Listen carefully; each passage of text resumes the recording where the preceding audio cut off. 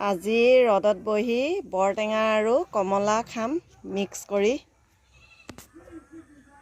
কেনেকৈ মিক্সাৰ কৰিম দেখুৱাই আছোঁ। এনেকৈ কোনে কোনে খায় কমেণ্ট কৰিব। এতিয়া নিমখ জলকীয়া লগাই সানি দিম, তাৰপিছত খাম আৰু।